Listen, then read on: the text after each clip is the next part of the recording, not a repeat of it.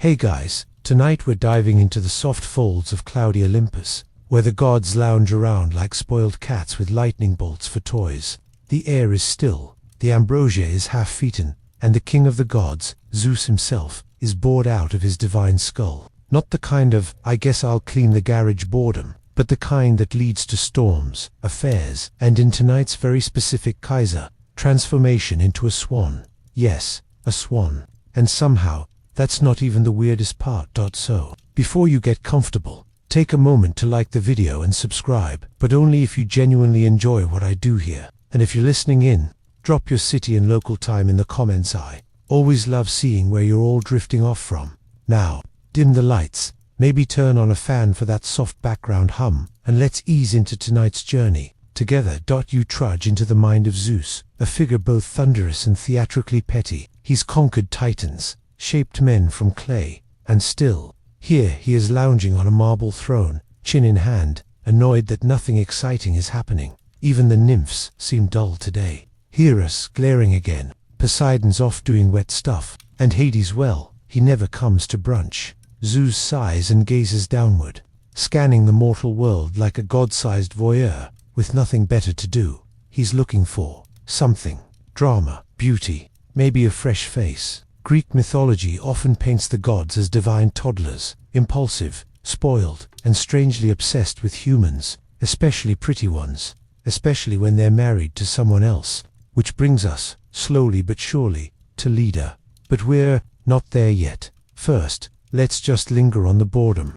Because Zeus isn't evil in the horror movie sense. He's more like that co-worker who's always stirring the pot, just to see what happens. Give him too much free time, and he starts turning into bulls, golden rain, eagles, you name it. Today, it's swan mode. Historians still argue whether ancient myths were literal beliefs or sophisticated metaphors for human impulses. But either way, you start to see a pattern. When the divine gets restless, mortals get weird birth stories. You settle into the pace of Olympus, where immortality means a whole lot of time to mess around. There are no taxes, no urgent emails, just eternal leisure and mild chaos. The gods drink, flirt, squabble, and occasionally bless or smite a random village. Even the seasons roll by on autopilot. No wonder Zeus gets the itch. This isn't the first time he's felt it. Let's not forget Europa, who was charmed by Zeus disguised as a magnificent bull, or Io seduced, then turned into a cow to hide the affair from Hera. There's a lot of livestock involved in his love life. Honestly, it's more barnyard than boudoir. But we're getting ahead. Right now, Zeus peers into the mortal realm like someone scrolling a very ancient version of Instagram, eyes skimming fields and forests, until something or someone catches his attention. A figure by the lake, poised, serene, unaware. Queen Leda of Sparta, mortal, married, and to Zeus, utterly enchanting. He leans forward, the way you do when you're just about to make a questionable decision. From a psychological perspective, yes. Let's go there for a moment. Scholars sometimes interpret these stories as a reflection of divine desire clashing with mortal constraints. That, or ancient fanfiction gone rogue. Either way, the story is stuck for centuries. But now, in this suspended moment of myth, Zeus makes his choice. He will not approach as a man too obvious, not as a god too threatening. No, today he'll try something gentler, something elegant, feathery. Yes, a swan. You probably won't survive this bedtime story with your logical brain fully intact, because logic is not welcome here. This is myth, dreamlike, contradictory, occasionally poetic, and often mildly inappropriate. Still, you press on. Now, imagine the transformation itself. Zeus stands, stretches, maybe gives Hera a cheeky wave as he vanishes. Clouds twist, light flickers, and feathers burst forth like slow-motion snowfall. Legs shrink, neck stretches unnaturally, and the mighty thunder god morphs into the most graceful waterfowl you've ever seen. A perfect white swan, wings wide, eyes cunning. If this sounds majestic, don't be fooled. It's about to get very awkward. Here's your mainstream historical fact. In many ancient cultures, swans were symbols of love, purity, and the soul's journey. The Greeks, in particular, linked them with a polygod of music, poetry, and prophecy. They believed swans sang a final, haunting song before death, This swan song became a metaphor still used today. Your quirky tidbit. Swans, while beautiful, can be terrifyingly aggressive. A territorial male will hiss, chase, and even attack humans. So, the idea of Zeus taking swan form might have seemed both romantic and slightly intimidating to ancient listeners, especially if they'd ever been chased by one at a pond. And yes, there's already debate among scholars about the original intent of this myth. Was it meant to explain the divine lineage of Helen of Troy? Was it poetic allegory, moral lesson, or just an elaborate excuse for some very peculiar behavior? Historians still argue whether Zeus's swan disguise was symbolic or meant to be taken at face value, which frankly raises even more questions. But one thing is certain, this is not just a story about a bird, it's the beginning of a saga, involving eggs, twins, divine meddling, and the eventual spark of the Trojan War. You settle deeper into your blanket, imagining the Olympian sky pulsing with starlight, the marble halls now empty, silent after Zeus's departure. Somewhere down on earth, a swan glides toward a lakeside queen, and the ripples from that moment are about to echo across centuries of storytelling. No rush though, we'll get there slowly. Feather by feather, you ease further into the fog of the myth, where the mortal world is slow and golden, bathed in that hazy Mediterranean sun that never seems to set. The scent of olive groves wafts in from a distance, the air rich with salt and stone. Below Olympus, on the broad plains of ancient Sparta, the world turns without knowing it's being watched. You are now with leader queen wife, and soon to be very confused, participant in one of the strangest love stories ever, whispered around a fire.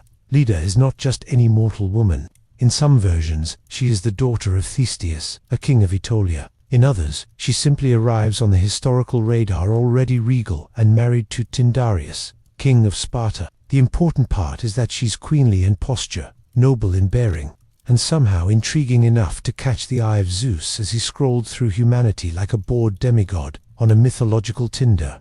You find her in a quiet moment, walking near the river Eurotas, her steps soft on the dewy grass. Perhaps she's alone, perhaps she's accompanied by handmaidens. No one agrees. Myth doesn't care much for continuity. What matters is the setting. Water shimmering under the sun, reeds rustling like a whispered warning, and above it all, a sense of stillness just before the divine makes contact. Unlike so many female figures in Greek mythology, Leda doesn't get much internal dialogue. We don't know what she's thinking before or after the swan arrives. We're just told that she was there, the swan came, and then eggs will get to the eggs. But first, let's talk about who Leda was beyond just Zeus's momentary fascination. You imagine Leda as a pragmatic queen. Spartan royalty was no joke. Sparta, despite its later militaristic fame, in this time is still a place of ritual, of formality, and of strength. Women held more power here than in most other Greek city-states. They ran estates, trained in physical fitness, and were known for their biting wit. So no, Leda is not some wilting wide-eyed damsel awaiting divine drama. She's grounded, regal, possibly already suspicious of gods meddling where they shouldn't, and then she sees it, a swan, impossibly white, with a neck like polished ivory and wings that catch the light in a way that seems wrong, not unnatural, just too perfect. It glides across the river, slowly, as if aware of its effect. She watches it. You watch her watching it. The air feels thicker. Maybe the reeds hush. Maybe they applaud.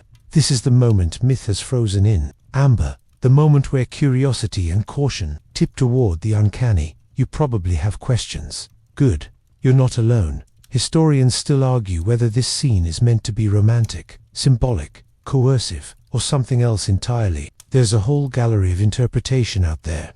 Some see it as allegory, the mortal soul being touched by divine inspiration. Others say it reflects the ancient world's murky understanding of consent, power, and fate. One scholar even suggested the myth was never meant to be about sex at all, but about transformation and duality. Swans, after all, are liminal creatures. Water and sky, grace and aggression, flesh and myth. But for now, in this exact moment, Leda simply kneels. Whether she's enchanted, intrigued, or simply resigned to the whims of Olympus, she lets the swan approach. It leans into her, nuzzles her neck, wings gently enclosing her like a living curtain. Myth stops here, fades to implication. The rest is silence until the eggs show up. But don't flap ahead. Let's pause here with Lida, by the river, hands lightly touching feathers, softer than dreams. Let's absorb the sensory detail, the earthy smell of mud, the cool press of water against her sandals, the subtle pressure of the swan's weight. The sky is turning orange. In this pause, the world holds its breath. Did she know? Did she feel the shift in the air, the divine pulse behind those bird eyes? Did she hear, perhaps faintly, the distant roll of thunder from Mount Olympus? In the versions that lean more metaphorical, this entire episode is framed as a kind of dream. Lida falls asleep and dreams of a swan, of stars falling into her lap, of rivers flowing backward. When she wakes, she's no longer alone and something has changed. And yet, there are practical consequences, because whether or not she understood what had happened, whether it was a dream or a divine encounter, or both, Lida will soon have to explain the eggs. And you're not getting out of this without dealing with the eggs, but more on that later. For now, know this: Lida is not the only mortal ever tangled up in Zeus's games, far from it. But her story stands out, not just for the strangeness of the swan, but for what comes next. Her legacy, those children, will change everything. Troy will burn, heroes will rise, constellations will be born, and all of it begins with a single choice by a bored sky god and a queen with her feet in the reeds. Here's your mainstream historical fact. In Sparta, women like Lida were trained to be strong and self-sufficient. Unlike in Athens, where women were cloistered and silent, Spartan girls were educated, fed the same food as boys, and expected to speak their minds. This makes Lida's presence in this myth particularly interesting. She isn't a passive vessel, but a powerful figure caught in the mythic crossfire. And now for your fringe tidbit. There's an old interpretation that claims Lida never interacted with Zeus at all, that the entire myth was a metaphor for twin souls split across the heavens. The swan, in this reading, is not Zeus, but a celestial sign, one that heralds divine children born not of lust, but of fate. Still, the more common version involves Zeus descending, feathers and all, into Lida's world and leaving behind something far stranger than stardust. Consequences: she will not be believed, not fully. No one will understand, not really. But the myth moves forward anyway. The gods rarely stick around to help clean up the mess. Zeus has already flown off by the time Lida is sitting alone on her marble bench, hands folded over her stomach, wondering what it means to have met a god in disguise. And as you drift beside her, in this moment between moments, you realize myth is not about clarity, it's about sensation, memory, symbol, the rustle of feathers, the curve of a neck, the faintest ripple where the river swallowed the light. Tomorrow, the palace will buzz with rumors. Soon, history will crack open its eggshells. But for now, silence. Just Lida, just the swan, just you, slowly drifting deeper into the folds of a tale older than sleep itself. You're still with Lida, but something feels different now. She's back inside the palace, Spartan stone, cool and austere, where shadows pool in corners and guards don't ask questions they're not paid enough to ponder. The sun outside is dipping behind the hills, and the river has long since gone quiet. But something stirs within her, a weight, a presence, a change, because, dear listener, our queen is about to lay eggs, yes, plural, and yes, actual eggs. Now, this is where things get feathery and deeply surreal. One morning, or maybe night, myths aren't precisely, Lida awakens to find that she has laid not one, but 2 large eggs. Depending on which version of the myth you prefer, these eggs are smooth, shining, and perhaps warm to the touch, as though humming with something not quite human.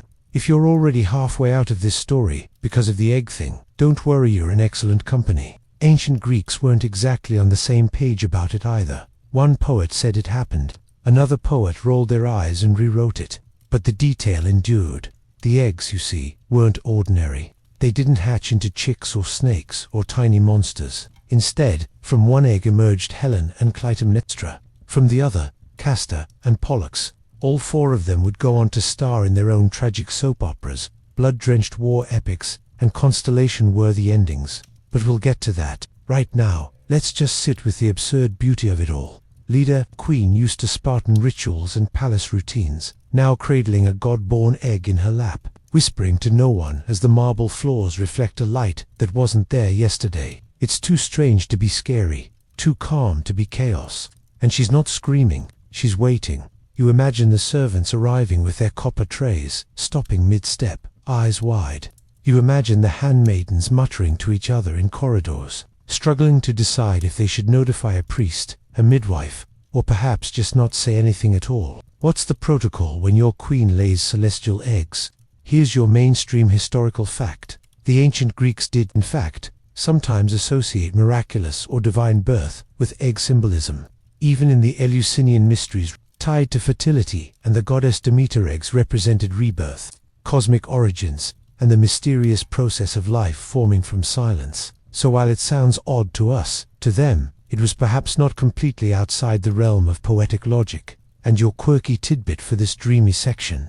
In the 4th century BCE, a strange artifact was found, a painted Greek vase, showing Leda holding a large oval object, smiling softly while a swan looks up at her. Some art historians believe this to be one of the earliest representations of divine conception through swan-assisted delivery. It's essentially an ancient emoji for its complicated. But let's not fly too far ahead. Let's consider what happens next. When the eggs crack open, Helen, radiant and glowing, is said to be impossibly beautiful from birth. Not in a superficial, filtered Instagram way, but in that uncanny, mythic way that made cities go to war over her face. Her sister, Clytemnestra, is her opposite in many retellings. Dark-haired, intelligent, brooding, a tactical mind hidden behind royal etiquette. One born of Zeus, one of Tyndareus, her mortal husband, or maybe both were divine, or neither.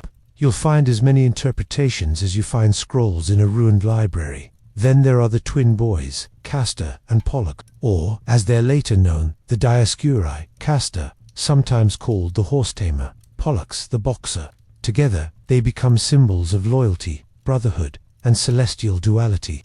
You'll see them in the stars under the Gemini constellation, which ancient sailors prayed to before dangerous voyages, not because they believed in safety. Greeks weren't overly optimistic, but because they respected balance, divine and mortal, sky and sea, light and shadow. Now, historians still argue whether all 4 children came from Zeus, or whether some were from her mortal husband Tyndareus. In some myths, Helen and Pollux are divine, while Clytemnestra and Castor are mortal. In others, the gods simply didn't bother clarifying the paternity. Typical. And here's where you come in. Slowly walking the halls of that palace with Leda, you peer into a polished bronze mirror and see your reflection shift, half divine, half confused. What does it mean to carry a god's children?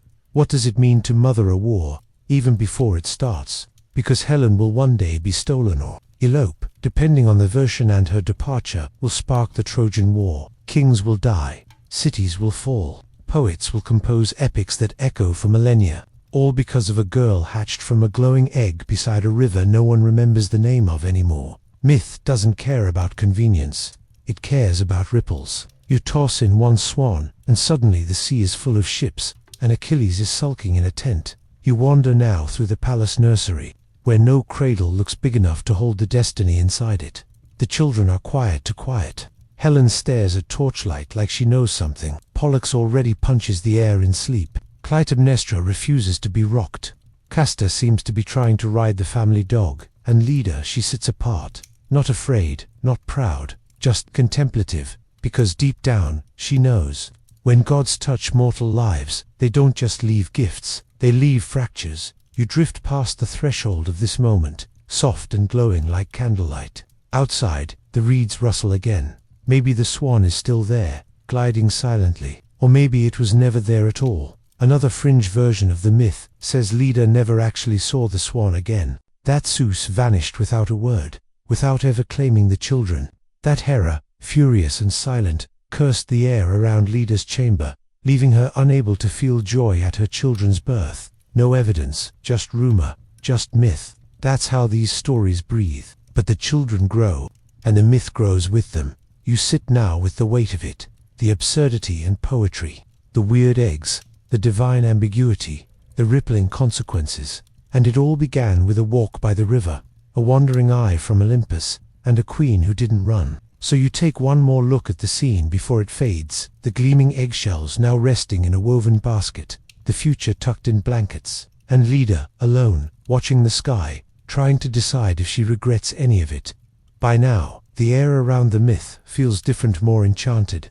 more unstable, like the crackling hum before a thunderstorm that never quite arrives. You've been introduced to the Swan, the Queen, and the Ex, but don't think Zeus was finished with his dramatics, not even close.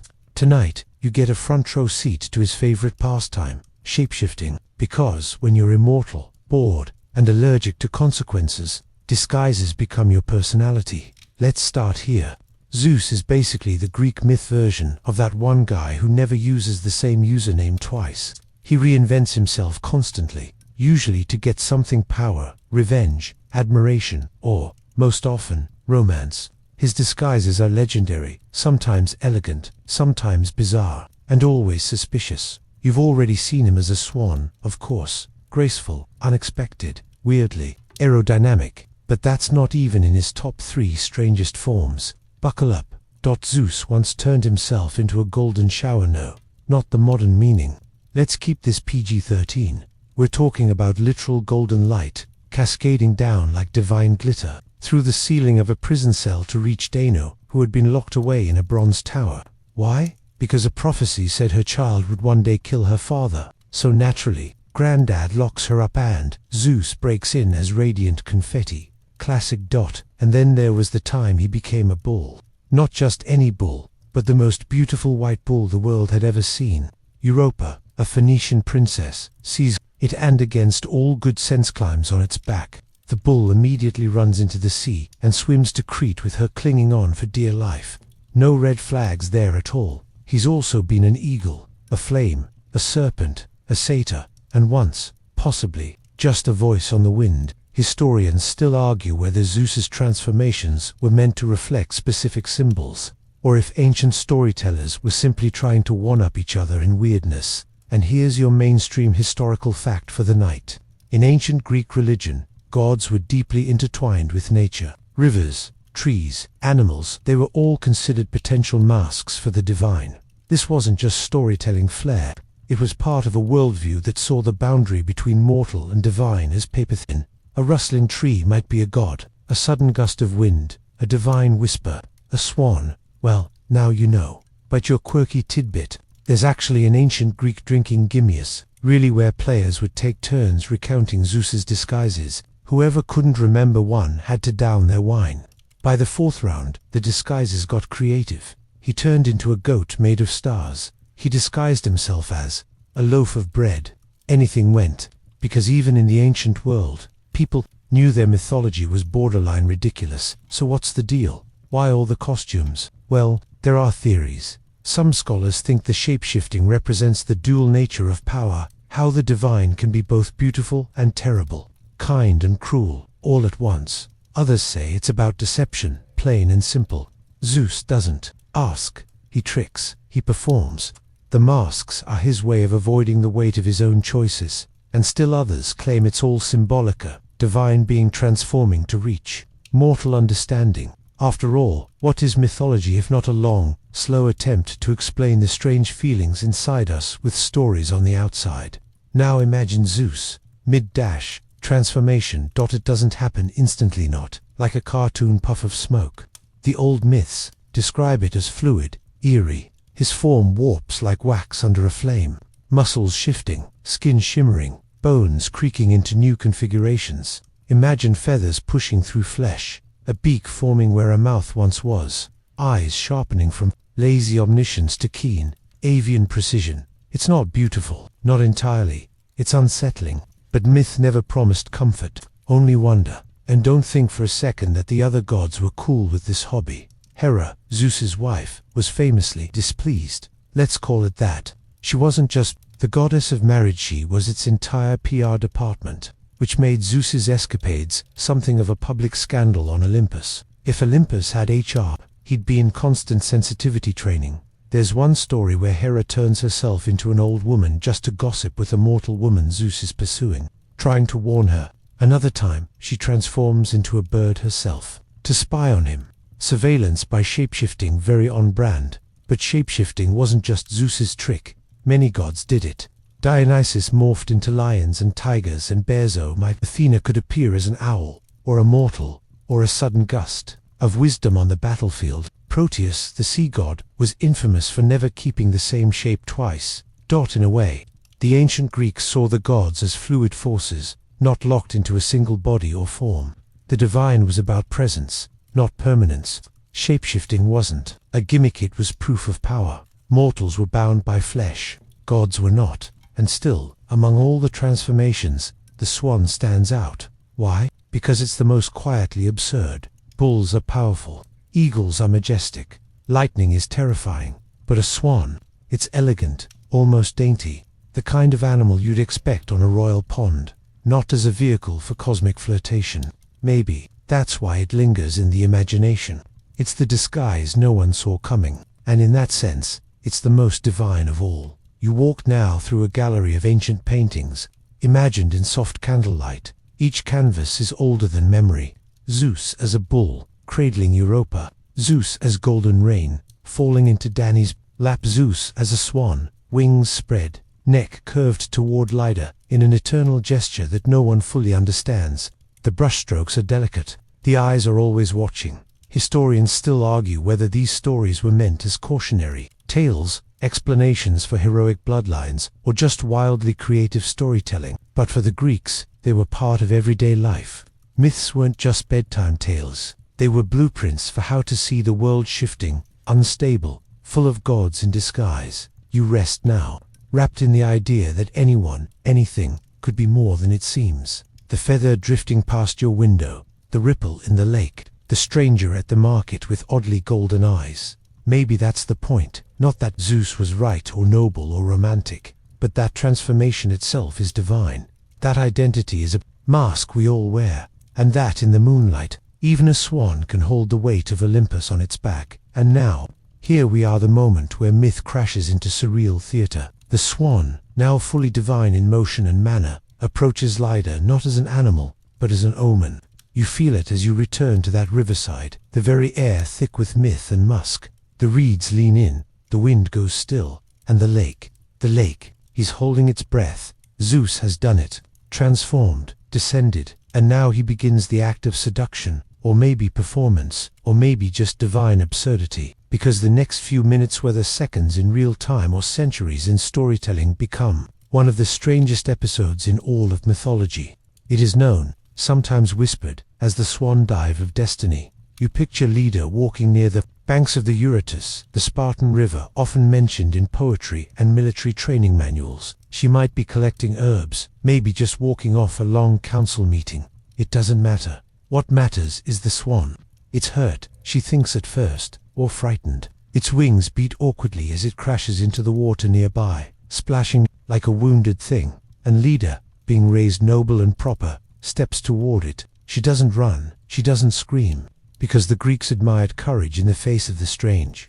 And also swans, at least to the average Spartan, weren't exactly aggressive wildcats. That reputation comes much later. Right now, to Leda, it is simply an elegant creature in distress. She approaches slowly. You can feel the heat of the sun on the stones beneath her feet. The water, still cool from spring melt, laps softly at the banks. The swan turns its long neck, eyes meeting hers, and then it leans forward, folds its wings as if to offer them, and nestles itself into her arms. That's the moment preserved in so many paintings, though the tone varies wildly. In some, it's serene, almost holy. In others, it's uncomfortable, too intimate, too eerie. The swan presses close. Leda doesn't flinch. One hand touches feathers, the other rests gently on its back. It's unclear whether she understands what's happening or whether, deep down, she always did. The Greeks never explained this scene clearly, and maybe that's the point.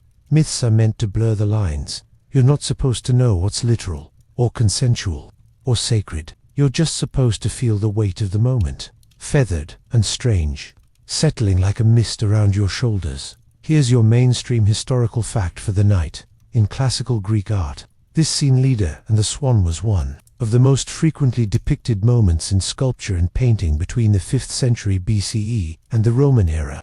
It was especially popular in the Hellenistic period, when sensuality and surrealism collided in the arts. The scene appears on vases, in mosaics, on temple friezes, even carved into jewelry.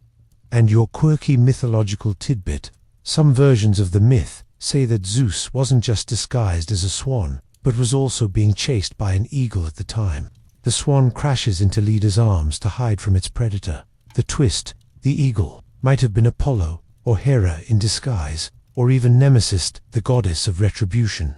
In this version, Zeus isn't just seducing, he's hiding, playing out an elaborate theater of innocence to avoid wrath or punishment. So yes, it may have been weaponized cuteness, a dramatic ruse, a swandiving, thunderbolt-wielding god pretending to be vulnerable in order to get close. And you wonder, how many times have gods or people done the same thing since? The setting itself is soaked in ambiguity. Some poets say the event occurred on land, some in water, others between both are marshy in between. The blurred setting is no accident. Ancient myths love liminality: dusk instead of night, autumn instead of winter, rivers instead of oceans. These spaces are neither here nor there. That's where magic leaks through.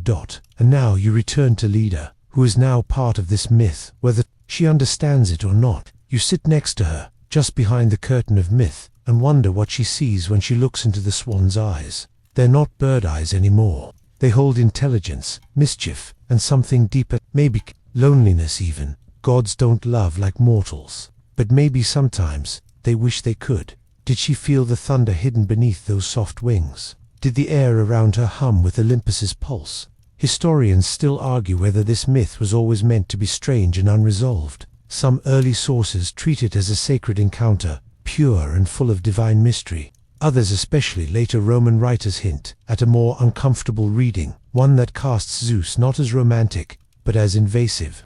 And still others lean into dream logic. The encounter never really happened at all. It was a vision, a symbol, a metaphor for inspiration, for divine madness, for fate disguised as desire. But the moment passes, the swan turns, the lake ripples, lighter blinks, and it is gone. No flash of light, no thunderclap, just feathers in the reeds and silence pressing in from all sides. The sky above is unchanged, but she is not. You walk with her back to the palace. She says nothing. To the guards, they don't ask. No one does. In her chamber, she washes her hands 3 times each time, slower than the last. And when she finally lies down, the ceiling above her doesn't look like it used to. It feels closer, or perhaps she feels smaller. Either way, something vast and bird-shaped has entered her story, and it won't leave. Let's talk now, briefly, about the aftermath. Not just the eggs, we've touched on those, but the tone shift in myth that occurs here. This isn't just another affair. It's a pivot point. A transition from personal drama to global consequences, from lakeside swans to city-burning wars, from quiet rivers to the roaring shores of Troy, because Leda's daughter, Helen, will become the face that launches 1,000 ships. Clytemnestra, her other daughter, will someday murder her husband in a bathtub with an axe. Castor and Pollux, her twin sons, will live out a saga of loyalty so intense that it tears the boundary between mortality and the heavens. And all of it, every epic poem, every star chart, every painted Vesk, comes back to this one odd moment. A queen, a swan, a ripple. You lay back now in your own bed, arms at your sides like Leda's. The ceiling above you seems more mysterious, the air heavier. Somewhere, faintly, you think you hear wings, but they're not flapping. They're gliding, soft, silent, unstoppable. The air thickens with mystery as you step deeper into the woods of mythology, the kind where even the trees seem to whisper scandal. By now, you've already learned that Zeus had a flair for dramatic costume changes, and his next transformation might just take the celestial cake. You arrive at the curious case of Zeus turning into a swan, a story that still makes scholars fidget uncomfortably during conferences. You're standing on the banks of a wide, glassy river, perhaps the Eurotas, or even some mythic tributary known only in lore. Mist coils above the water like breath from an ancient lung. It's here that the infamous encounter unfolds, the seduction or abduction, depending on your preferred academic phrasing of Leda, the Spartan queen, by Zeus, in the form of a magnificent white swan. The imagery is as surreal as it is oddly poetic. A mortal woman, a divine bird, and a tangled nest of consequences that will ripple through Greek myths for generations. And while it sounds like the pitch for an experimental indie film, this tale has endured precisely because it refuses to fit neatly into any category: romance, tragedy, divine prank, or allegory for something we're still trying to decode. Leda, the wife of Tyndareus, the king of Sparta, is out strolling near the river. minding her own business, perhaps picking wildflowers, or having a moment of existential peace before ancient Greece does what ancient Greece always does: ruin her day. Suddenly, Zeus, who is apparently bored again his default setting, descends from Olympus, but rather than showing up with thunderbolts blazing or a kingly presence, he opts for feathers. Swan feathers. Now, here's the twist. Zeus isn't just any swan, he pretends to be a swan in distress, chased by an eagle.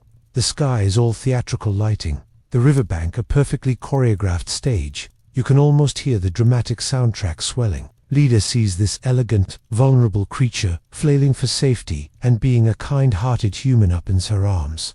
Cue divine irony. What happens next? The exact details, predictably, are soaked in ambiguity. Some versions whisper that Zeus seduces her, others, more grim, suggest a forced encounter, and still others, perhaps the most symbolic, paint it as a dream. A surreal visitation that leaves no fingerprints but changes everything. Mainstream historical scholars, for the record, often interpret this myth through the lens of ancient fertility cults or symbolic transitions of power. The swan, with its grace and haunting cries, may represent beauty entwined with danger, a warning that even the divine can approach in deceptive forms. The egg imagery that follows, yes, eggs are coming, only adds layers to that interpretation. Fringe theories. Oh, there's no shortage. One suggestion is that Leda's encounter with the swan was a poetic reworking of a much older Indo-European fertility myth, where animal spirits bless all burden queens with divine children.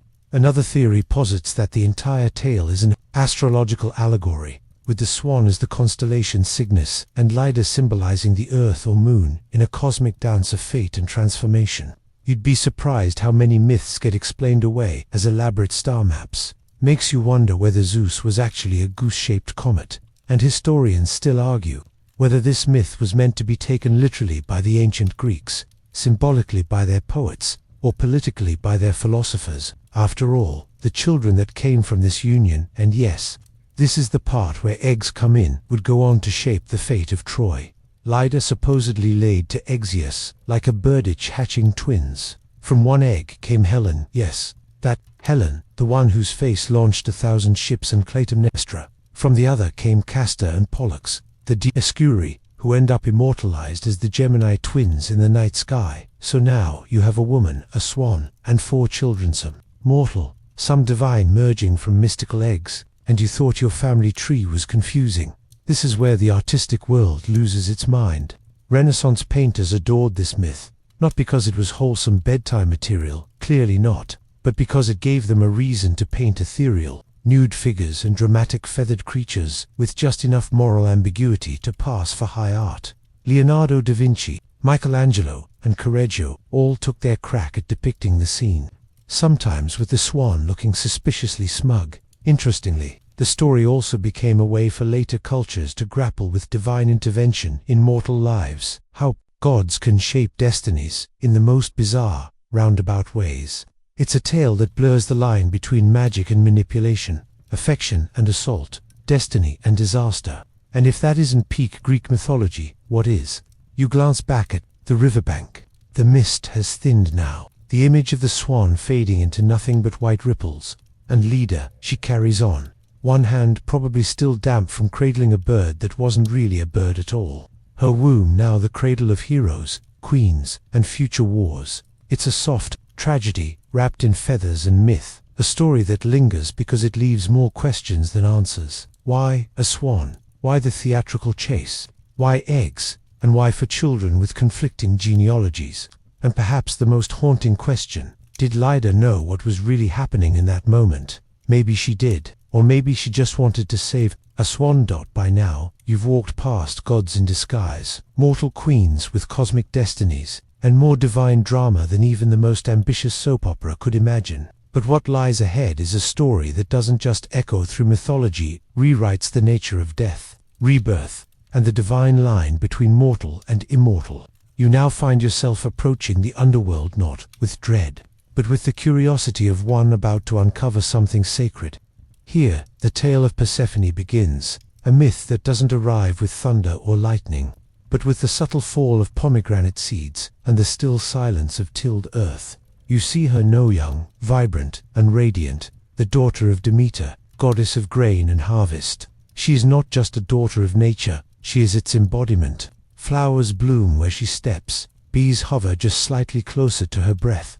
But none of this is enough to keep fate at bay. That it happens in a meadow, a warm spring day, birds in song, the sky open and bright. Persephone is picking flowers, perhaps the narcissus often associated with sleep, beauty, and doom. Suddenly, the earth cracks open like an ancient sigh, and from its depths rides Hades, god of the underworld. He doesn't arrive with a horde of skeletons or flaming chariots. No, he comes quietly, urgently, and in some retellings, he has fallen in love. He takes her. The earth seals behind them. Silence. Above ground, the meadow looks no different. The birds still sing, but Persephone is gone, and this is where the true weight of the myth unfolds. It isn't just about abduction. It's about the loss of balance in the world. Demeter, upon realizing her daughter is missing, begins a grief so profound that the world itself mirrors it. Crops wither, rain forgets to fall, the soil becomes silent, hunger creeps in.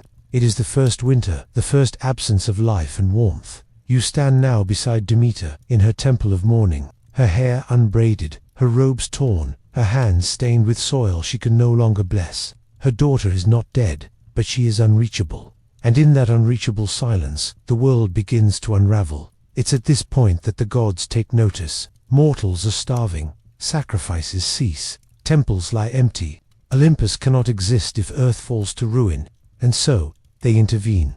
A compromise is made.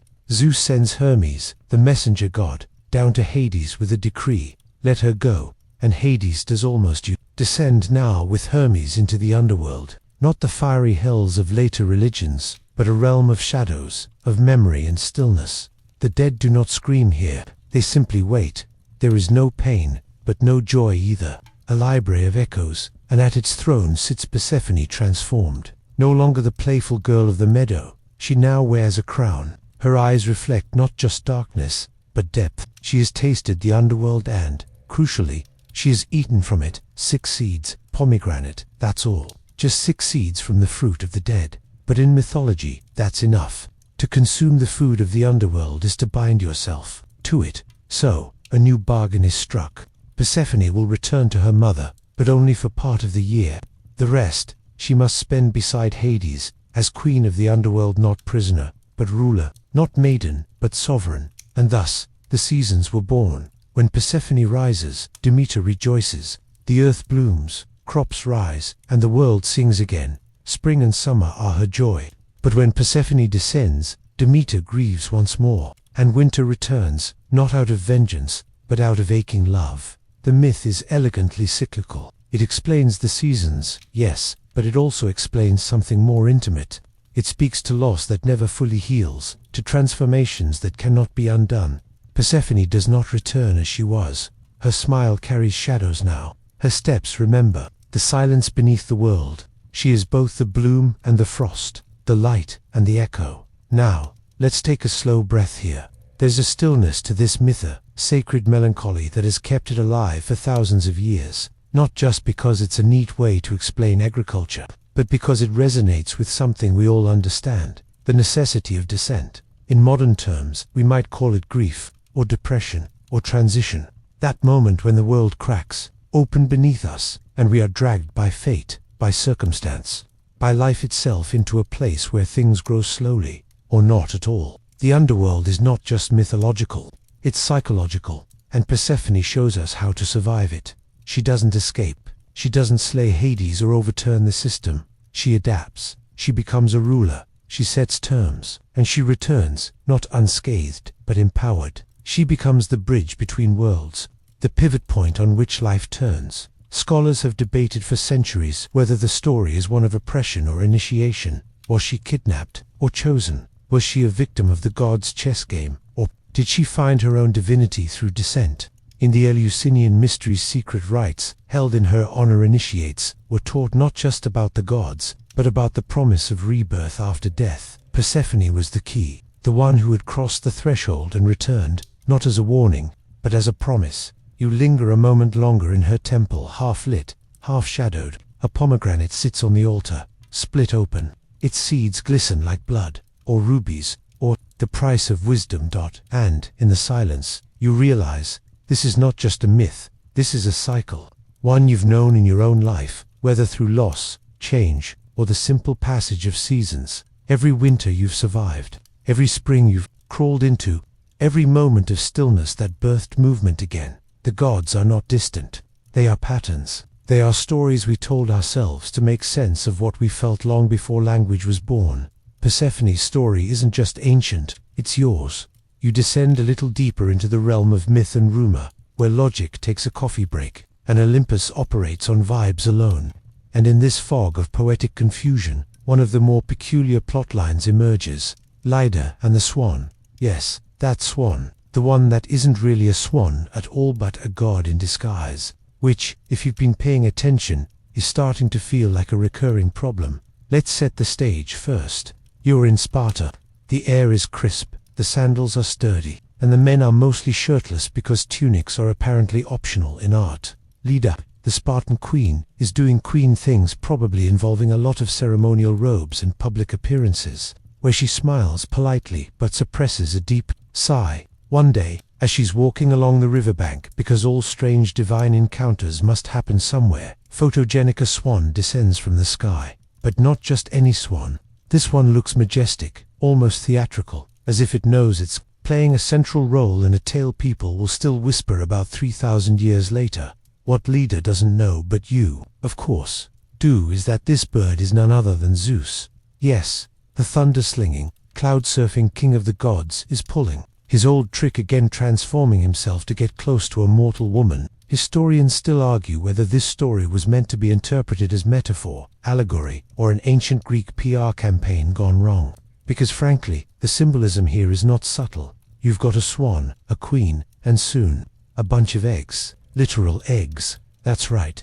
According to some versions of the myth, after her encounter with the swan, Leda lays one or even two eggs. Out of these eggs hatch children, who will go on to become incredibly important in Greek myth. We're talking Helen of Troy, the face that launched 1,000 ships, and her siblings Castor and Pollux, those shimmering twins, later immortalized as the Gemini constellation. There's even a debate over whether Helen was actually the daughter of Zeus or of Leda's mortal husband, Tyndareus. Honestly, at this point, who knows? The family tree of Greek mythology is more tangled than a pair of earbuds pulled out of a pocket. Now let's step back and examine the scene again. Imagine the hush of the riverbank, the sun skimming across the water's surface, and a sudden flash of white feathers as the swan descends. It doesn't honk or waddle. It floats, with a grace that almost hides the absurdity of the situation.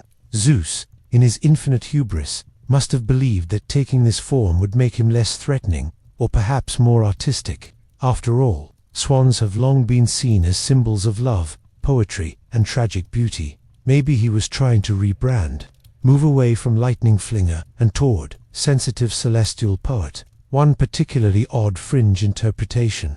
Some ancient poets and philosophers speculated that the swan was symbolic of divine inspiration, that perhaps this story isn't about seduction at all, but rather about the way the divine infuses the human spirit. A lovely theory, until you remember the part about eggs, real hard-shelled, bird-like eggs, which kind of punctures the poetic balloon.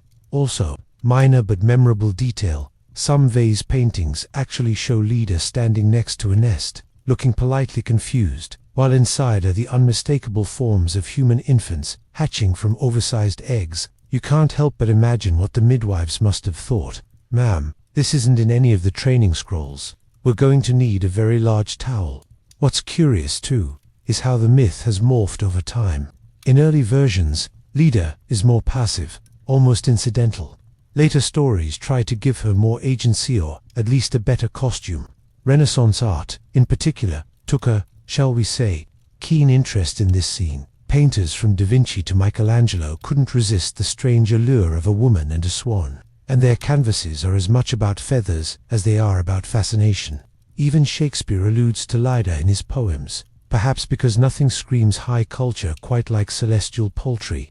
But back to Helen hatched from that egg. If you're keeping track, she becomes the mythic standard of beauty, the kind of person who causes international wars by merely existing. And yet, her origins are never fully agreed upon. Was she born from divine mischief? mortal love, a weird combination of both. The ambiguity is baked in, and that's probably the point.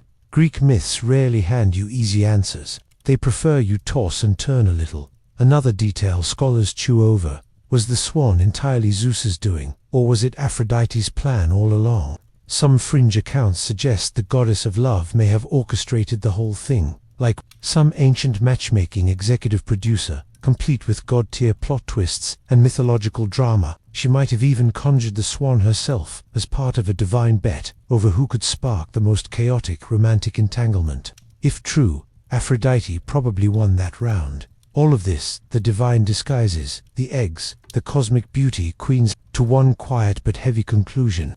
The gods, for all their might and magic, seemed endlessly obsessed with mortals. And yet, their methods of connection were often, let's be generous and call them expendable. Turning into a swan might have been a bold artistic move, or maybe just a sign that Olympus had run out of ideas. Either way, Leda never asked for any of this. She just wanted a walk by the river. And yet, through her, myth births Helen, Castor, and Pollux, heroes and icons who will show up again in different corners of this long bedtime tale. You'll see their names on stars, hear their echoes in poems, and maybe even chuckle when Gemini season rolls around on astrology. TIKTOK. So next time you see a swan, maybe don't assume it's just there to float and look elegant. It might be a meddling sky god with a penchant for theatrical entrances. Or worse, it might be part of a cosmic storyline you're not quite ready for. Now drift gently with your thoughts into the next divine misadventure where the sea crashes, the sky trembles, and the gods behave like unsupervised children at a fireworks store. You're about to meet Poseidon, the original oceanic drama king. He doesn't just rule the sea, he personalizes it. Every wave, every storm, every bubble that rises from the deep might as well carry his fingerprint. Poseidon is often portrayed with a trident in one hand and a permanent frown etched across his beard-shadowed face. Not a sad frown, more like a "you've parked in my spot and now I'll summon a tsunami" kind of frown. And for a god who spends his time surrounded by coral palaces, glittering fish, and sirens who sing in a cappella minor keys, Poseidon is surprisingly testy. His mood shifts like the tide, and that makes him both deeply respected and perpetually avoided. Let's begin with one of his more memorable romantic tangents, the story of Medusa.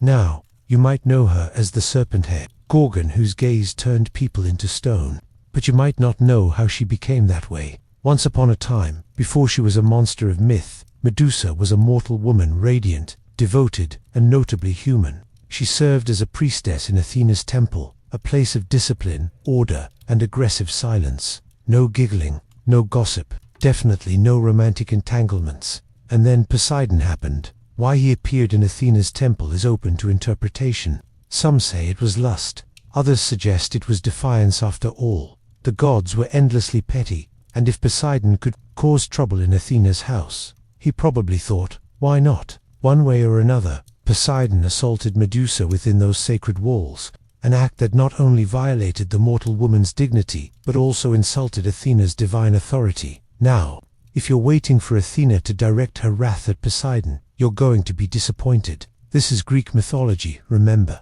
The realm where justice often rides sidesaddle. Instead, Athena channels her rage toward Medusa, not the god, the victim. She transforms Medusa into a Gorgon, monstrous, serpentine, and cursed with a gaze that petrifies. It's a punishment, yes, but also a cruel form of protection. No one would touch her again. No one could. Her once beautiful hair becomes venomous snakes, her voice a howl of loss echoing through ancient caves. She's pushed to the edge of the world, banished to a rocky isle, and there she stays, part curse, part cautionary tale. And Poseidon, he shrugs and swims away. This pattern of gods acting out, and mortals paying the price, unfolds like a tragic rhythm in almost every myth. Poseidon is no exception. His passions are tidal and unchecked. If he loves you, the earth shakes. If he hates you, it shakes harder. Take Scylla, for instance. Another waterbound story, another tragic transformation. Scylla was a nymph, beautiful, soft-voiced, often seen singing to the sea. Poseidon liked what he saw. So did Amphitrite, Poseidon's wife, who wasn't known for her calm temper. Jealous and vengeful, she didn't confront her husband directly. Instead, She poisoned the waters where Scylla bathed, turning the nymph into a sea monster with 12 legs, 6 heads, and a hunger for passing sailors, all because her existence annoyed the wrong goddess. So you start to see a pattern here. Poseidon's love leaves chaos in its wake. He doesn't seduce, he invades. He doesn't romance, he conquers. The sea, his domain, reflects that duality. It's beautiful from a distance, but up close, it pulls you under. And yet, despite all this, Poseidon isn't entirely villainous. Like all gods in Greek mythology, he is not a single-note character. He builds civilizations as much as he destroys them. He helps heroes and then hinders them the next day. Just ask Odysseus. After the fall of Troy, Odysseus just wanted to sail home. Simple. But then, he blinded Polyphemus, a cyclops who just happened to be Poseidon's son. Poseidon, predictably, doesn't take that well. What follows is an odyssey of divine-level sabotage. Storms appear out of nowhere. Shipwrecks become weekly events. Every time Odysseus gets close to home, something yanks him back. It's like trying to leave a group chat where everyone keeps tagging you. Poseidon won't let go. For 10 long years, Odysseus bounces from island to island, constantly sidetracked by the sea god's need for revenge. Only after a truly Homeric number of trials does he make it back to Ithaca, colder, wiser, and probably very sick of boats. There's a lesson in all this, whispered between the waves. Never offend a god who controls earthquakes. They don't forgive, they rumble. But let's zoom back to Poseidon's palace. It's not all curses and tempests. Sometimes, he's depicted as a patron of horses. That's right, horses. It's said that Poseidon created the first horse, sculpting it from sea foam and salt. Why? Who knows? Maybe he was bored. Maybe he wanted to impress Demeter and thought, you know what she loved? A hoofed animal that neighs loudly and runs on land.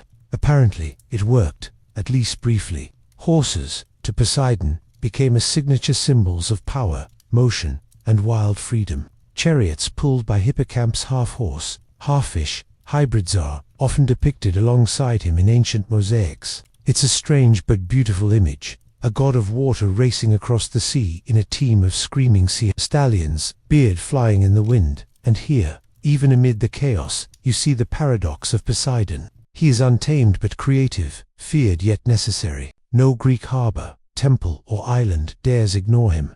Sailors pray to him before a journey. Farmers beg him not to flood their fields. Fishermen leave him offerings, coins, wine, or the occasional sacrificed bull tossed into the surf in hopes of calm seas and full nets. Yet, for all this reverence, there's always an edge of anxiety in Poseidon's worship.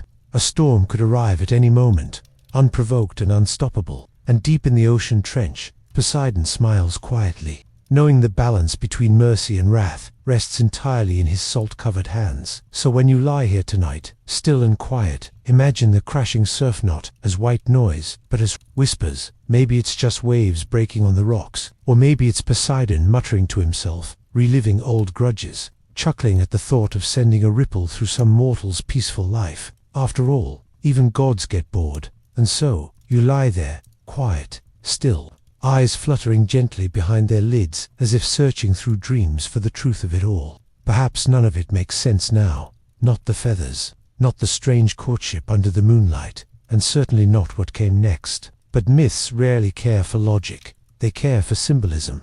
They care for chaos. They care for stories that don't settle comfortably under the blanket of reason. And so, we continued. Yes, Leda laid eggs, 2 of them, gleaming pale ovals that shimmered faintly like moonlight trapped in a shell. Not metaphorical, not poetic allegories for pregnancy, actual, tangible eggs. Imagine the confusion, the awe, the fear that must have hovered in the room where a queen, impregnated by what she believed to be a swan, watched these strange vessels of life begin to stir, and from them, children were born. In some versions of the myth, there were 4, Helen, Castor, Pollux, and Clytemnestra. In other tellings, only 2, Castor and Pollux, or Helen and Clytemnestra, were born of the egg. The others of Tyndareus Leda's human husband. The lines are fuzzy, always are when the divine is involved. The ancients, too, weren't entirely sure who sired whom, and perhaps that's the point. Myths weren't meant to be precise, they were meant to feel true, even when they weren't factually. So, let's take Helen first, Helen of Troy, whose face, as the poet said, launched 1,000 ships. She would go on to become the most beautiful woman in the world, the ultimate symbol of allure, of desire so potent it tore empires apart. But here, in the hush of infancy, she was just a newborn, hatched from an egg, blinking up at the mortal world with immortal eyes. Was she truly the daughter of Zeus, or was she the child of Tyndareus, quietly claimed by Olympus for political narrative convenience? No one really knows, and frankly, in this kind of tale, it hardly matters. Helen's beauty was unnatural, not in the grotesque sense, but in the way a storm is beautiful, stunning, yes, but terrifying in its consequences. She would become the centerpiece of a saga far larger than herself. But that's for later. For now, she is just a fragile creature, swaddled in linen, unknowingly carrying the spark of future war in her soft breath. Next is Clytemnestra, a name perhaps less familiar, but no less critical. She would grow to become the wife of Agamemnon, and her life would be marbled with rage and tragedy. She was fierce, intelligent, and some say vengeful, beyond reckoning. While Helen became a symbol of passive beauty, Clytemnestra stood for something altogether different: strength, agency, cold calculation, and murder. Yes, she would one day kill her husband, cleave his life away in a bath, all because he dared sacrifice their daughter for wind. But let's not get ahead of ourselves. Here, in this early moment, she is just a baby, curled in a nest of prophecy, already destined for greatness or ruin. It is hard to tell with children of myth. Sometimes they hold both equally in their tiny fists. And then there are the twins, Castor and Pollux. Known together as the Dioscuri, they are the very embodiment of brotherhood. They ride horses, they fight, they protect, they die, and then one returns. Or doesn't. The stories tangle like threads of a fraying rope, each version pulling slightly in a different direction. One is mortal, the other divine. Or perhaps both are half and half. Or perhaps they were split by a cruel twist of fate, their bond severed and restitched by grief and love. Pollux, born of Zeus, Castor, born of Tyndareus, yet they are inseparable. Their mythologies braided so tightly it becomes almost impossible to imagine one without the other. They became stars, literally. The constellation Gemini, forever lighting the sky as a reminder that love between siblings can bend even the rules of death. Imagine, if you will, Leda holding her children for the first time. 4 infants, 2 eggs, a palace full of whispers. Her husband, likely stunned, into silence or drinking heavily to make sense of it all. There are no midwives trained for this. No royal decrees prepared to explain the sudden presence of eggshells in the nursery. Was she afraid, confused, or did she know deep down that something divine had passed through her life like a dream and left a legacy behind? Perhaps she wept, or perhaps she simply smiled and held them close, knowing that no matter their origin, they were hers, her children, her future. But divine offspring never live normal lives. Their births, like omens written in riddles, ripple outward. Already, in distant lands, threads are being spun. Helen's future husband, Menelaus, will one day lead armies to reclaim her. Clytemnestra's heart is already folding around grief not yet delivered. Castor and Pollux, even as infants, carry the weight of immortality's edge, the pain of dying and not dying, and choosing between them. And Zeus. He has vanished, as gods do, having accomplished whatever strange mission he believed necessary. He returns to Olympus, unbothered, unapologetic, leaving mortals to untangle the mess he's made.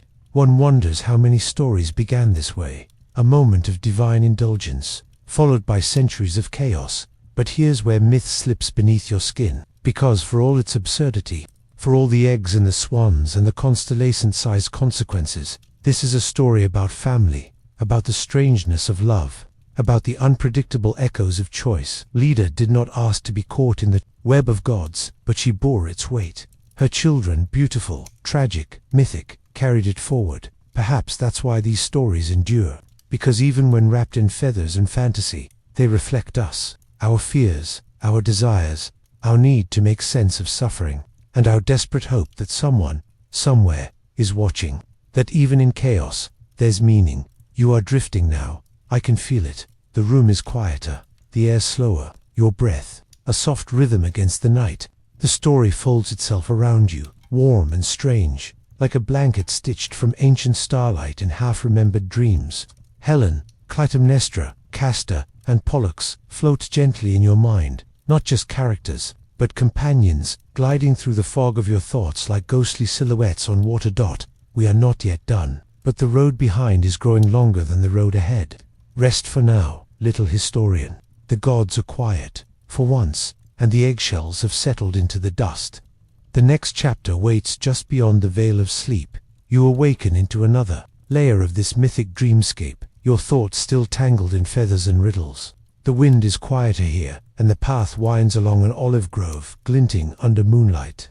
You don't walk as much as you glide your feet, somehow skipping over roots and gravel without effort. In the distance, a stone bench awaits beside a crumbling fountain. On the bench sits a figure with a scroll, mumbling something about chaos and prophecy. You've arrived just in time for the next story where prophecy meets pain and the fates themselves laugh behind their threads. This part of the tale leads you to the tragic beauty of Cassandra, daughter of Priam, cursed prophetess of Troy, a woman whose only flaw, if you could call it, that was that she dared to say no to a god.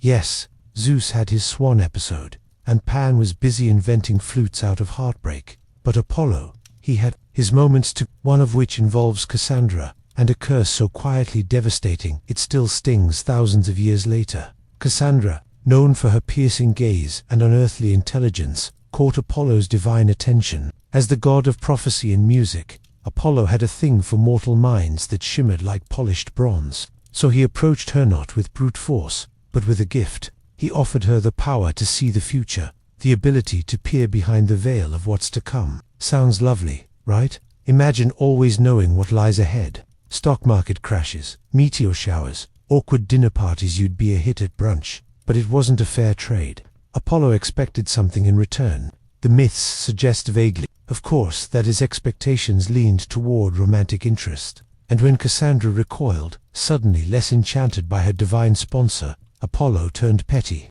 And here comes the twist that would define her forever. He didn't take away her gift. Oh no. He let her keep it but cursed her so that no one would ever believe a word she said. Think about that. You're still seeing visions, clear, harrowing, accurate, but every time you speak, people laugh, eye rolls, dismissal, accusations of madness. You become the proverbial weather app that screams storm, and everyone grabs a tat. This is where the myth edges toward the eerie, because Cassandra's life became a sequence of helpless warnings, like trying to scream through water. She foresaw the fall of Troy. She warned them about the Greek horse. She screamed and begged, clutching at the hair of warriors as they wheeled the wooden death trap into the city, but nobody believed her. Modern scholars have had a field day with Cassandra's story. Some interpret her as a proto-feminist figure, silenced not by accident, but by design, a woman too powerful, too clear-eyed, who had to be discredited. Others view her as an allegory for the futility of knowledge without trust. There's even debate over whether her curse was metaphorical. Was she just a woman ahead of her time, misunderstood by the men who surrounded her? Historians still argue whether Cassandra was based on a real priestess figure within early Anatolian temples, or simply a poetic cautionary tale against spurning the gods. Either way, she became a symbol of tragic foresight, the agony of seeing, and the horror of helplessness. Let's talk about Troy for a second. That shimmering city, with its towering gates and prideful kings. Its obsession with honor and warriors, with jawlines that could cut marble. The Trojan War was like the MCU of its time. Everyone had a cameo. Helen, Menelaus, Hector, Paris, Odysseus. Swords clashed, gods meddled, and somewhere in the background, Cassandra cried. No one cared. She was the living embodiment of background noise, of inconvenient truth. She even predicted her own demise, but the curse ensured silence by disbelief. Here's a quirky twist. Some lesser-known myths claim that Cassandra was cursed, not just once, but twice. The second curse, that snakes would whisper secrets into her ears as she slept. Sounds cool until you imagine waking up each day with 1,000 voices swirling in your skull. Historians can't agree on the source of that version, but it adds a layer of eerie whispering, like divine spam mail haunting her dreams. And where does Zeus fit into all this? Indirectly, as usual. As the head of Olympus, he enabled Apollo, stood silently by as these power plays unfolded. In many myths, Zeus is less a character and more of a mood-looming, passive, the guy who hosts the party but disappears when drama breaks out. He sanctioned Apollo's power over prophecy, just like he did when other gods made similarly gracious offers to mortals, offers that turned to punishment when not accepted, with the right kind of gratitude. Imagine Cassandra during her final moments. The Greeks have breached the walls. Fires dance across rooftops. The air tastes like iron. Screams echo through the alleys. She's in the temple, clutching the statue of Athena, begging for sanctuary. Some versions say she was dragged away. Others say she was struck down on the altar. Either way, her voice, yet again, was ignored, but not forgotten, even today. The Cassandra complex is a real term in psychology, a condition where an individual's accurate predictions or warnings are disbelieved.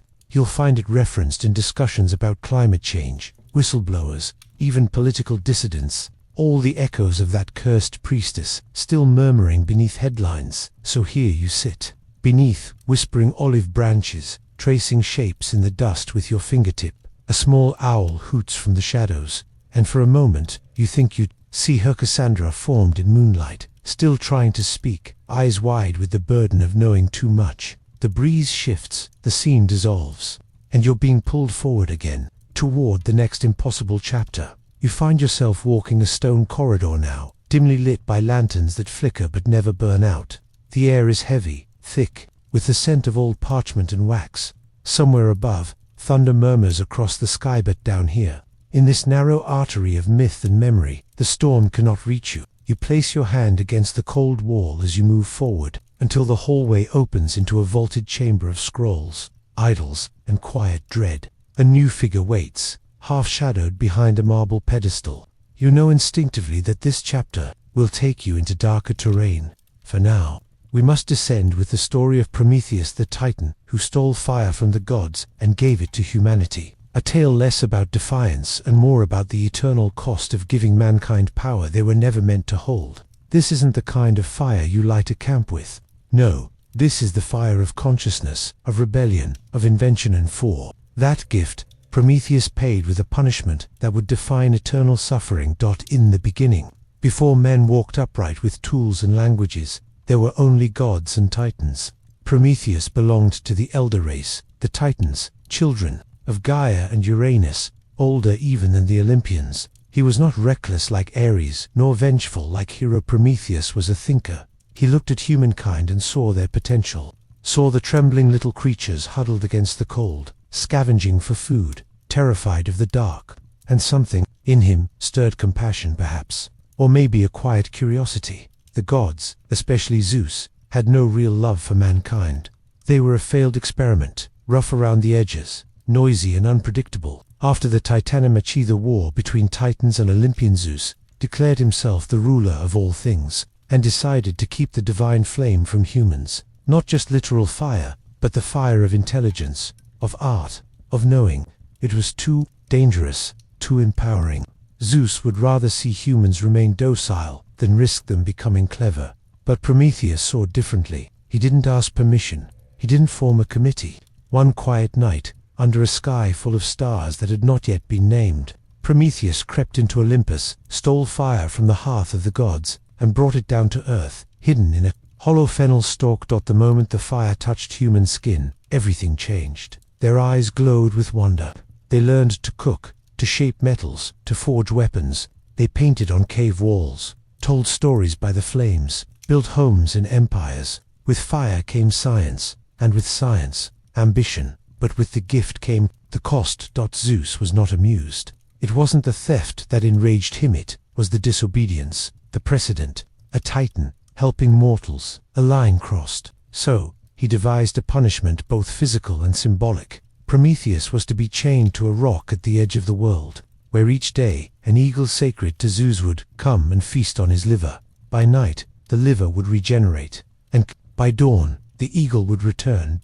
An eternal loop of agony. This is where the myth takes a strange, almost poetic turn, because the punishment wasn't just about pain, it was about forever.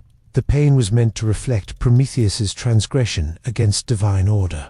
Zeus didn't want blood. He wanted obedience, a message etched in tendon and sinew, a divine, cautionary tale carved into the flesh of a god. The rock itself was not just a prison, it was a stage. The wind howled across the cliffs like the audience of Olympus itself was listening.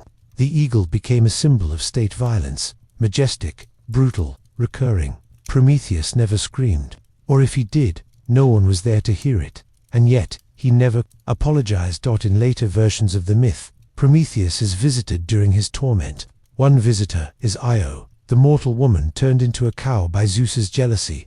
She wanders the earth, tormented by a gadfly sent by Hera. When she finds Prometheus, they exchange prophecy and pain. It is Prometheus who predicts the future lineage of heroes, telling her that one of her descendants will be Hercules, the very one who would eventually break his chains. Yes, after centuries if not eons of torment, Hercules in the Roman version would one day climb the mountain, slay the eagle with a single arrow, and free Prometheus from his bonds. Some say Zeus allowed this, others claim it happened behind his back. Either way, it wasn't truly freedom.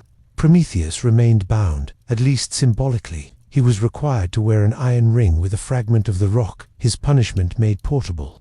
A quiet reminder of the crime he committed. Let's pause. Here, what is fire? Really, it's more than heat. It is power. It is knowledge. In Greek myth, fire is a stand-in for forbidden truth. Prometheus isn't just a mythological figure. He is the blueprint for every whistleblower, every rebel scientist, every revolutionary who hands power to the people and pays the price. Modern writers have long been obsessed with Prometheus. Mary Shelley subtitled Frankenstein as the modern Prometheus. In her novel, Dr. Frankenstein plays God by creating life, and, like Prometheus, faces the consequences of defying natural limits. Even the idea of the Promethean hero persists, someone who sacrifices personal safety for the benefit of others, even when those others are ungrateful or unaware. Prometheus stands in contrast to Cassandra. She foresaw the future and was punished with disbelief. He gave humanity the future and was punished with suffering. Two edges of the same mythic coin, the burden of truth and the weight of liberation. And what of Zeus? Again, we see the king of the gods not as a benevolent father, but as a jealous warden, obsessed with hierarchy. The story of Prometheus isn't about one man's defiance, it's about the gods' fear of change. It's a warning dressed as a legend, whispering that progress always comes at a cost. You close your eyes and feel the wind rise. For a second, you think you hear the flapping wings of the eagle, but there's no pain here, only memory. You walk to the edge of the cliff, half expecting to see him still there, chained and bleeding, but instead, the chains are empty, just rusted iron, links, cold and unmoving. A reminder, a warning, a monument, but Prometheus is gone. But the fire he gave remains. So here you are now, swaddled in the delicate hush of midnight thought, floating gently across the seam where myth ends and history begins. You're still lying down, of course, still wrapped in the quiet cocoon of listening, the ceiling above your head feeling just a little like the painted interior of a long-lost temple. But what happens when gods fall silent? When myths become faint echoes in dusty scrolls? You drift now, past the marbled statues of Zeus and Apollo, their eyes blank and their limbs chipped, watching as mortals, curious creatures that they are, dressing up their fears and ideals in different costumes. No more thunderbolts, no more swans, just powdered wigs and powdered skin, masked balls and political maneuvering. And it all starts to feel strangely familiar. By the 17th and 18th centuries, Western Europe had mostly outgrown its pantheon of gods. Sure, the stories were still told, still painted in cathedrals and carved in fountains, but real belief had shifted to new altar science, monarchy, manners, and fashion. And one of the oddest rituals of this secular worship, the obsession with hair, or rather, the illusion of it. Enter the powdered wig, not exactly descended from divine swan feathers, but curiously mythological in its own right. The peruke, as it was sometimes called, began as a practical fix.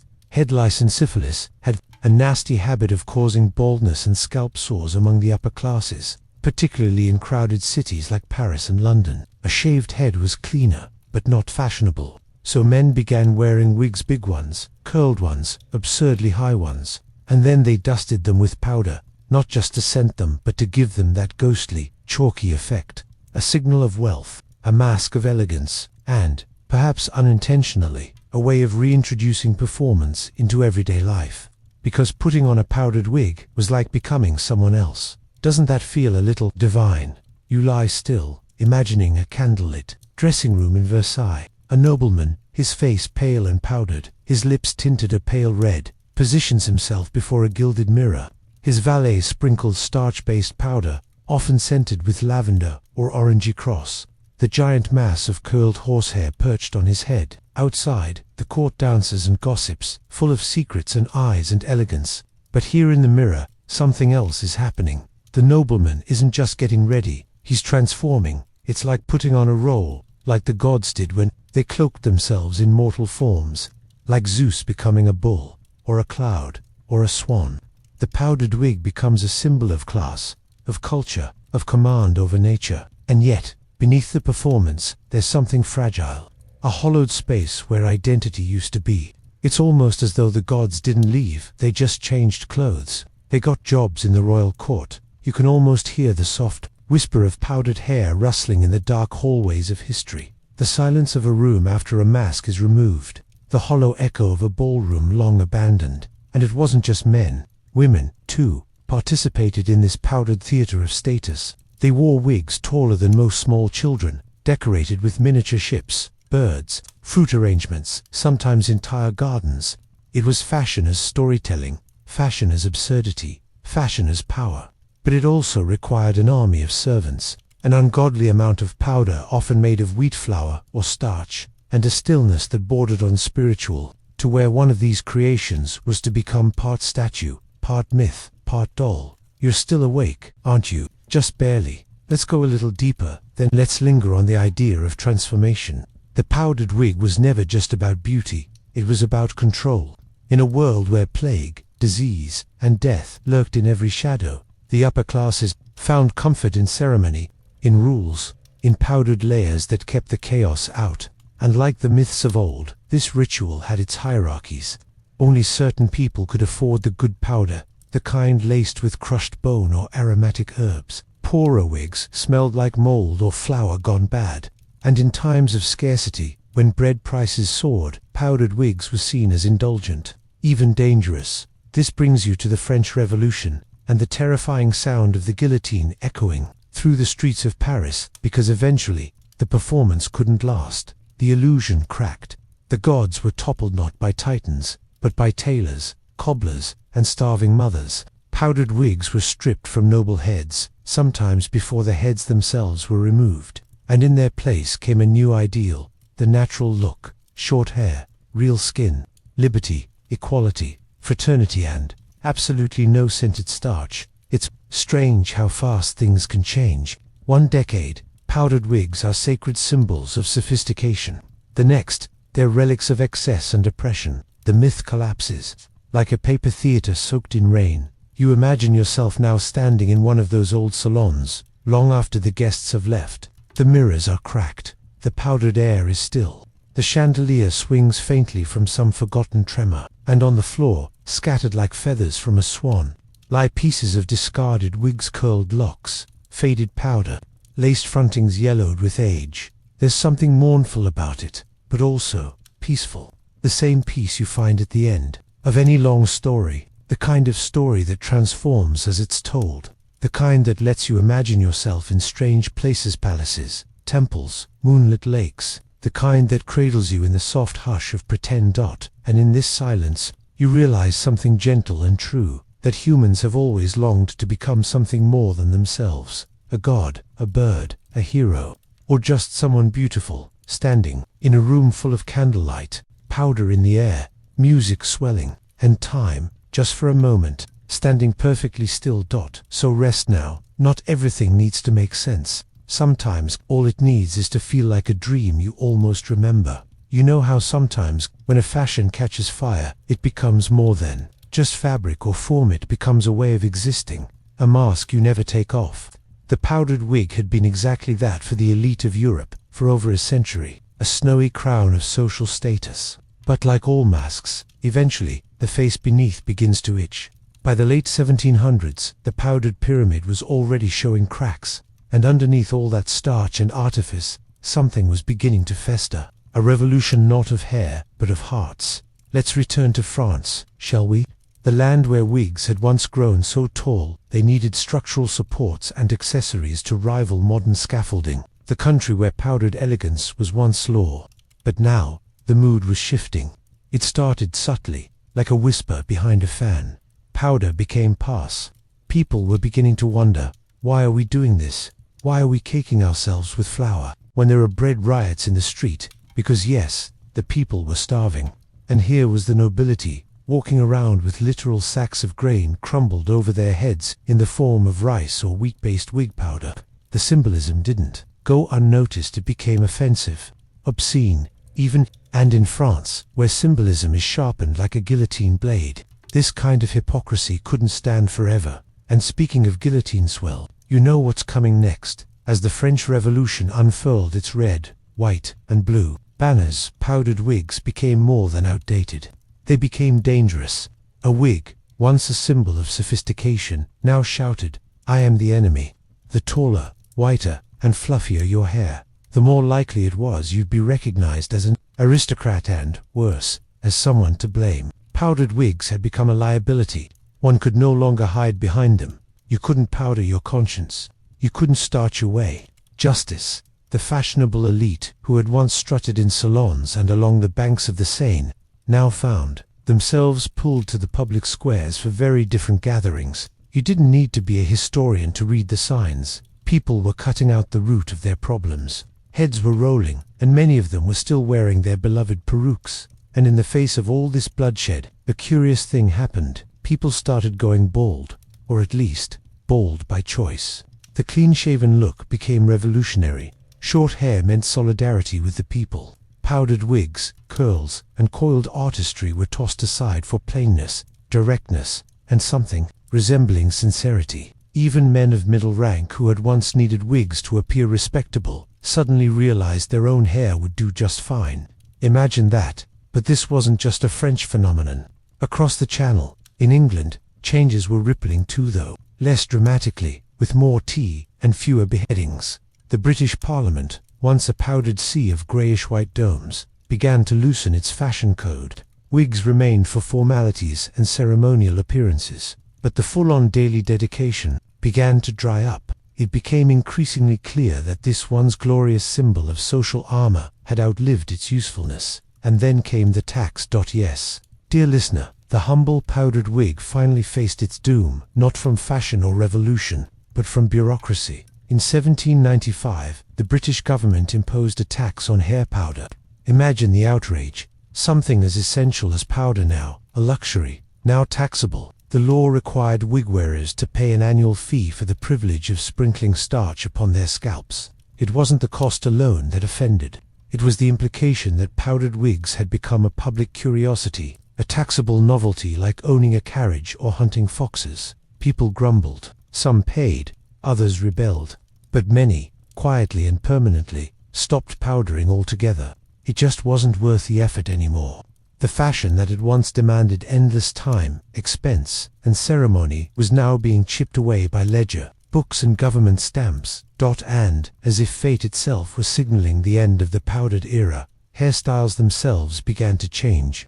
The Romantic period dawned, bringing with it a fascination for the natural, the windswept, the poetically tousled. People wanted to look like they'd been walking through forests, not marching through courtrooms. Powdered wigs, so stiff and sculpted, had no place in a world that now worshipped feeling over form, soul over structure. Napoleon Bonaparte, that compact firecracker of European ambition, famously rejected powdered wigs altogether. He preferred his officers to be clean, efficient, and fast. No curls, no starch, just hats, perhaps a little pomade, and battle readiness. Under Napoleon, powdered wigs seemed laughably obsolete, almost a mockery of the martial masculinity the age now desired. Even the clergy and judiciary, those traditionalists who had clung to wigs like they were holy relics, began to relax. Some British courts maintained wig-wearing traditions well into the 19th and even 20th centuries. But even then, they did so more out of ceremonial habit than actual belief in their necessity. By the mid-1800s, powdered wigs had gone from must-have to museum piece. The transformation was complete. Once a daily routine for gentlemen, they now lived behind glass. remembered only when a judge banged a gavel or a costume drama needed a bit of authenticity. The sound of starch being brushed out of horsehair had faded from history's soundtrack, replaced by more urgent matters: railways, revolutions, and the hum of industrial progress. And what of the powder itself?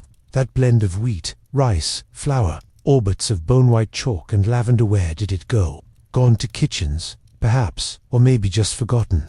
It was once a product so in demand it could make or break a merchant's fortune. Now, it was just dust. Expensive dust with a fading scent dot. Yet in all of this, something quietly survived. The powdered wig remains, if not on our heads, then in our imaginations. In Halloween costumes, courtroom dramas, and high-budget historical films. In the long, spiraling locks of King Louis XVI lookalikes, the powdered curls of George Washington impersonators, and in the wig boxes of a few still stubborn barristers, tucked away behind oak-panelled courtrooms in London. They are symbols, now relics, of a world where appearance was everything, where power dressed itself in flower and perfume, and where fashion truly could rule nations. A world where the head mattered only because it could wear the right hair. Where you didn't ask what was inside someone's mind, you just looked at what crowned it. And so, dear listener, as your eyes begin to grow heavy and your breath evens into sleep, remember the powdered wig not as a punchline, but as a quiet echo, a whisper from a world that believed, for a time, that you could fix anything with enough powder and poise, that dignity could be dusted on, that authority was curled and pinned. But you know better now. You've seen the whole powdered empire rise and fall, and you know that under every wig, beneath every powdered puff, there's just a human being, trying to look important in a world that keeps changing. So close your eyes now, let the powder settle, let the echoes fade, and so, dear listener, you find yourself gliding toward the final hush of this journey, lulled by the layered whispers of powdered wigs, starch-dusted illusions, and the strange beauty of a world built on appearances. It is night in your imagination. Now the candlelight is guttered into soft amber shadows, and the last remnants of wig powder, like the final sighs of a dream, drift through the air and settle gently into forgotten corners. The powdered wig did not die with a bang, but with a series of gentle retreats, whispers, rather than revolutions. It had reigned for over a century, adorned with pomp, grandeur, and layers of hypocrisy. And now, as history shifted beneath it, it simply began to disappear. And yet, its end tells us as much as its beginning ever did. Let us begin this final descent in France, where the guillotine did more than slice through necks, it cut through customs, symbols, and vanities. When the French Revolution exploded like thunder across the aristocratic heavens, wigs became not just passe, but dangerous. They were the headwear of the ancien regime, the powdered halo of kings and courtiers and tax collectors who never listened to the people they ruled. To be seen in a powdered wig now was to wear a target, not a crown. Barbers, who once powdered and styled elaborate coiffures for noble patrons, quickly adapted their trade to revolutionary tastes. They sheared heads short in what was called the Titus cut, named after a Roman hero, because even revolution needed mythology. Gone were the curls, the heights, the starch.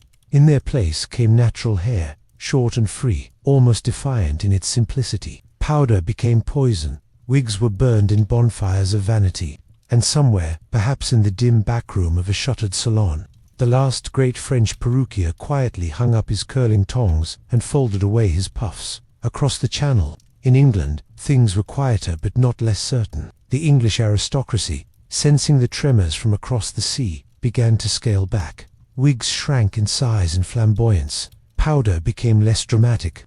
The courts clung to their traditions a little longer. Judges and barristers still maintained their ceremonial wigs, as they do even today in a few solemn chambers. But society was moving on.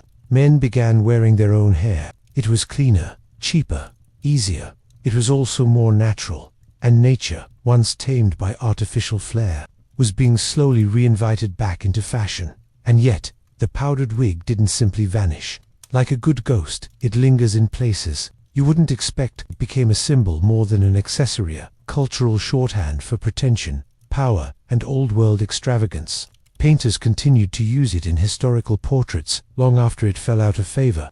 Stage actors donned it would become kings and lords. Cartoons and caricatures used it to mock the elite. It faded from fashion, but never from imagination. By the early 1800s, the powdered wig was a relic, but like all good relics, it told stories in its stillness. The very powder used starch, flour, sometimes chalk or lead had once been a symbol of wealth, then became a danger to health, and finally, just a dusty reminder of time past. What was once fashionable became foolish. What was once elegant became eccentric, and what was once essential became extinct. And in the quiet that followed its departure, a strange question remained, lingering like the trace of lavender in old powder tins. Why did they do it? Why go to such lengths? You wonder, here in the soft recess of night. Why endure the itching, the weight, the endless reapplications of powder and pomade? Why curl and clip and starch and style until your reflection no longer looked like you, but like some marble statue come to life? And the answer is not easy, nor singular, because the wig was never just about hair. It was about hierarchy, about artifice, about controlling how the world saw you. It was armor, disguise, theater, and power all rolled into one. It turned men into statesmen, clerks into kings. It let women rival the architecture of palaces with hair that soared like domes. It was absurd. It was glorious. It was tragic. In its stiff powdered silence, the wig spoke volumes. It whispered of vanity, yes, but also of survival. It was a world in which looking the part mattered as much, sometimes more, than being it, where a curl could count for character, where a puff of powder could command a room. And in that way, the powdered wig is not so different from the masks we wear today. Yes, you too have your powdered wigs, though they may not sit atop your head. You curate your profiles, filter your photos, press your persona into a shape that says, "This is who I am." You understand, instinctively, the power of presentation, that dressing the part is often the first step in playing it, that what people see becomes, in part, what they believe. And so the powdered wig is not gone.